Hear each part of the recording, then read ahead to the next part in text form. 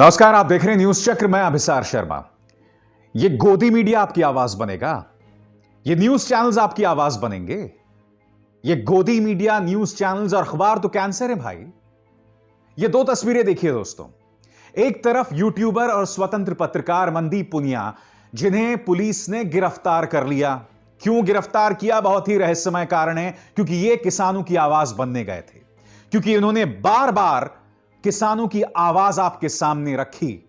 Bharatiya Janata party के प्रचार तंत्र का पर्दाफाश किया। एक तरफ मनदीप पुनिया, देखिए हौसले बुलंद हैं इस पत्रकार के, मुट्ठी दिखा रहा है और उसमें उनकी प्रतिबद्धता पत्रकारिता के प्रति दिखाई दे रही है। और दूसरी तरफ यह है सरकार का पालतू पत्रकार अर्नब गोस्वामी। अन्वय नायक नाम के शख्स की आत्महत्या को उकसाने के मामले में इसे गिरफ्तार किया गया था। अन्वय नायक ने बाकायदा इस व्यक्ति का नाम लिखा था सुसाइड नोट में, मगर इसके पक्ष में पूरा भारतीय जनता पार्टी का प्रचार तंत्र मैदान में आ गया था और इसे आपातकाल बता रहा था।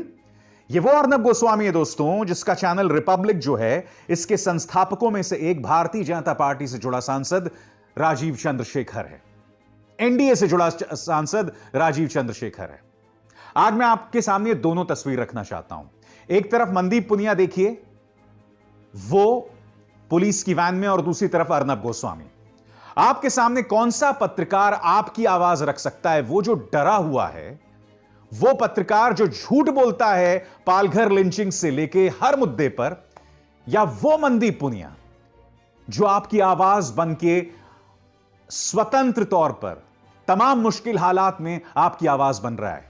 इस तस्वीर को फिर से देखिए दोस्तों। इस आदमी ने चप्पल पहन रखी है, मनदीप पुनिया ने चप्पल पहन रखी है, और वो अर्नब गोस्वामी की तरह रुदाली नहीं कर रहा है। वो रुदाली नहीं कर रहा है कि उसके साथ अत्याचार हुआ है। वो जानता है कि इस पत्रकारिता करने की उसे कीमत चुकानी पड़ेगी। अब ये सेल्फी देखिए। ये मान्यवर प्रधानमंत्री नरेंद्र मोदी और डोनाल्ड ट्रंप के साथ सेल्फी खिंचवा रहे हैं। मैं ये समझ नहीं पाता हूं कि ये जो पत्रकार यहां पर दिखाई दे रहा है, कुछ दिनों पहले, कुछ सालों पहले, ये नवीन जिंदल नाम के इंडस्ट्रियलिस्ट, कांग्रेस के नेता, उनके द्वारा रचे गए एक स्टिंग ऑपरेशन में कथित तौर पर 100 करोड़ की फिरौती मांगते हुए देखे गए थे। उसके बाद 15 से 20 दिन ये जेल में भी रहे थे। यही नहीं, जब ये आदमी लाइव इंडिया का संपादक था, तब उमा खुराना नाम की एक स्कूल टीचर को इन्होंने एक स्टिंग ऑपरेशन के जरिए जो है वैश्याओं की सरगना बता दिया था, जो कि पूरी तरह से झूठा था। उमा खुराना को एक भीड़ ने लगभग जान से मार डाला था। उसके बाद इनका जो चैनल था वो 1 महीने के लिए बंद रहा था। यह साल 2007 की घटना है। जब इन पत्रकारों का ऐसा इतिहास है मोदी जी, तब आप उनके साथ सेल्फी क्यों खिंचवाते हैं?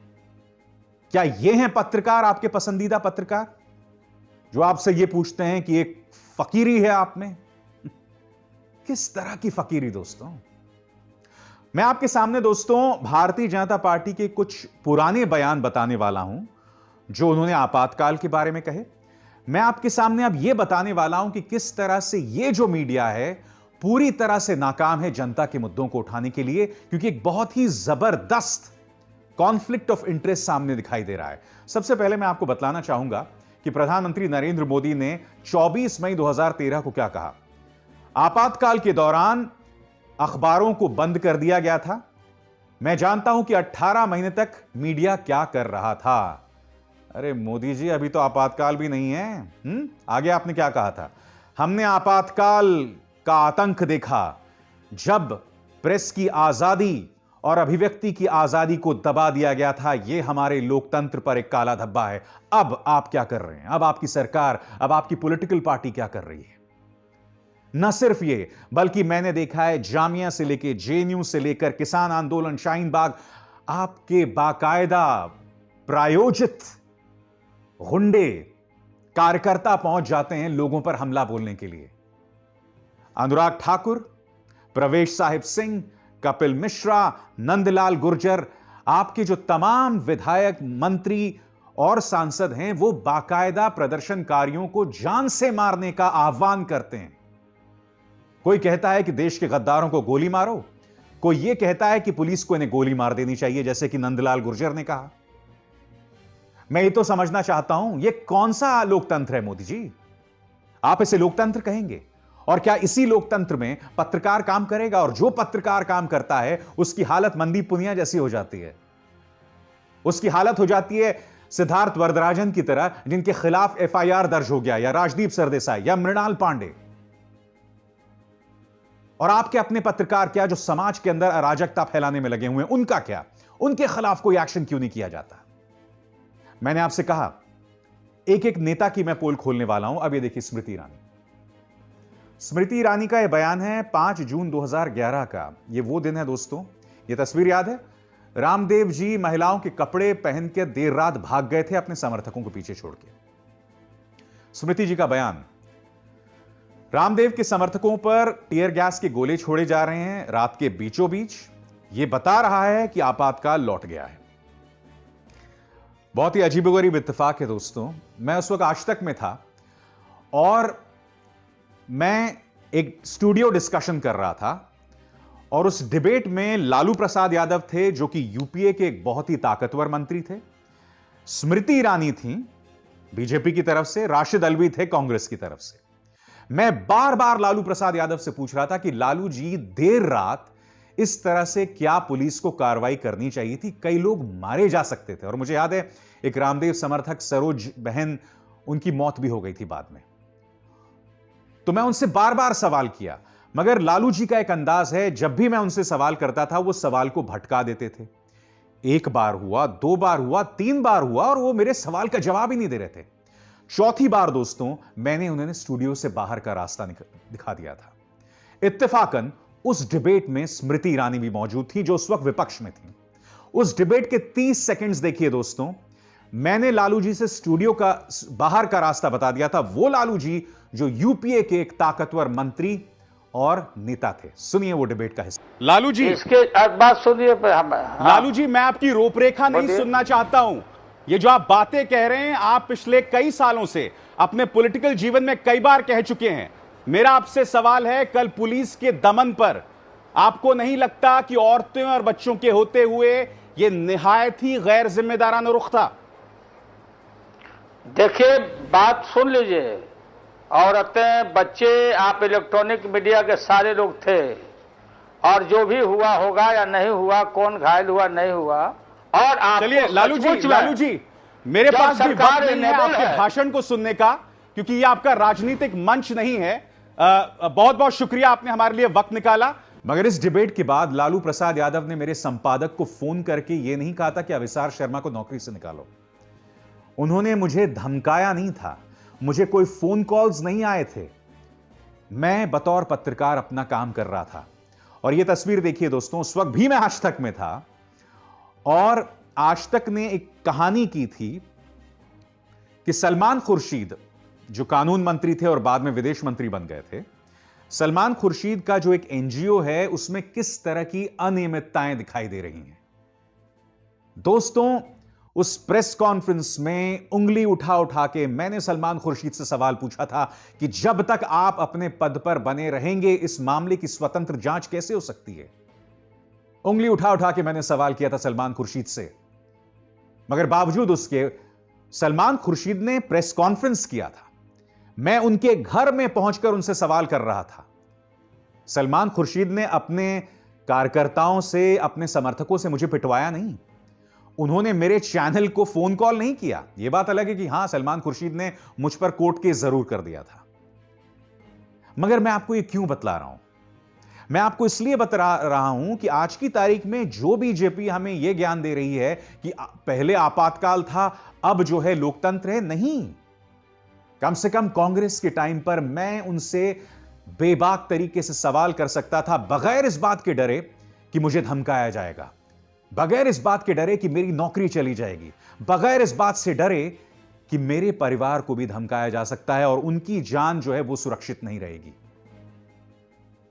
ये देखिए, राजनाथ सिंह 2015 का बयान है। 40 साल पहले आपातकाल देश में लगा दिया गया था, देश की प्रजातांत्रिक जो सोच है उसको दबाने के लिए। वो भारतीय इतिहास का एक काला अध्याय था। रविशंकर प्रसाद, महान रविशंकर प्रसाद, जो बात बात में इस्तीफा मांग लेते थे। इंदिरा गांधी ने अभिव्यक्ति की आजादी को दबा दिया था, देश में आपातकाल लगा दिया था। नरेंद्र मोदी लोगों को आवाज दे रहे हैं तकनीक और सोशल मीडिया के जरिए। अरे रविशंकर जी, ये सोशल मीडिया से तो आप घबराए हुए हैं। बताइए ना, क्या यह बात सही नहीं है कि सोशल मीडिया और डिजिटल चैनल्स के लिए आपकी सरकार नया कानून लेकर आ रही है या लेकर आ गई है? क्या यह हकीकत नहीं कि आप चाहते हैं कि डिजिटल चैनल्स, मसलन न्यूज क्लिक जैसे चैनल्स भी आपकी सेवा में लग जाएं, जो कभी हो नहीं सकता? आप यह कह रहे हैं कि नरेंद्र मोदी तकनीक के जरिए और सोशल मीडिया के जरिए देश के लोकतंत्र को मजबूत कर रहे हैं। क्यों मजाक बना रहे हैं अपना? आपके सामने मुख्यधारा का मीडिया नतमस्तक हो चुका है और वही आप चाहते हैं डिजिटल मीडिया के साथ। कम से कम जो कहते हैं माननीय रविशंकर प्रसाद, उससे पहले सोच लीजिए। इसी तरह से प्रकाश जावड़ेकर को देखिए, इन्हें तो अर्नब गोस्वामी ने उस कथित व्हाट्सएप चैट में यूजलेस बता दिया था। इनके अंदर इतनी हिम्मत भी नहीं है कि सार्वजनिक तौर पर सामने आए और अर्नब गोस्वामी को उसी की भाषा में जवाब दें। कर सकते हैं सूचना और प्रसारण मंत्री उस पर सर्जिकल स्ट्राइक। कहां गया आपका स्वाभिमान? तो कृपया भारतीय जनता पार्टी के नेता आपातकाल जैसी चीजों की बात ना करें। सबसे दुख की बात यह है कि दोस्तों, सिर्फ न्यूज क्लिक जैसे मंच हैं जो आपकी आवाज को आप तक पहुंचा रहे हैं, देश की जनता तक पहुंचा रहे हैं। और यह सरकार की लगातार कोशिश रही है ऐसे चैनल्स को, ऐसे डिजिटल प्लेटफॉर्म्स को दबाया जाए। मनदीप पुनिया पर जो कार्रवाई की गई थी वो उसी का प्रमाण है।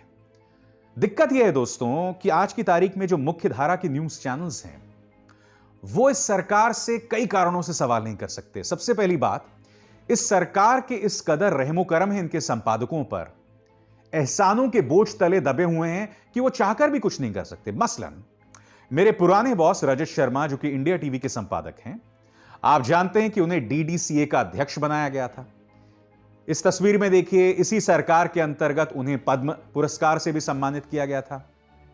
आए दिन रजत शर्मा अपने कार्यक्रमों में किसान को कोसते रहते हैं, सरकार से कभी कोई सवाल नहीं करते हैं। सरकार के जो गुर्गे होते हैं उनके हिंसा पर कभी सवाल नहीं करते हैं। आपको क्या लगता है कि क्या रजत जी आपके सवालों को, आपके मुद्दों को उठाएंगे? नहीं। यह चैनल देखिए, republic channel, Rajeev Chandrasekhar BJP से जुड़े हुए हैं। अर्नब गोस्वामी इस सरकार का चाटुकार है। आपको क्या लगता है ये चैनल्स आपकी आवाज उठाएंगे? जी न्यूज को देखिए, इनका जो संपादक है वो पत्रकारिता का नाम तिहाड़ जेल में कितना रोशन कर चुका है आप तो जानते हैं। मगर सुभाष चंद्रा राज्यसभा सांसद हैं, भारतीय जनता पार्टी की मदद से पहुंचे वो राज्यसभा। आपको लगता है ये चैनल आपकी आवाज उठाएंगे?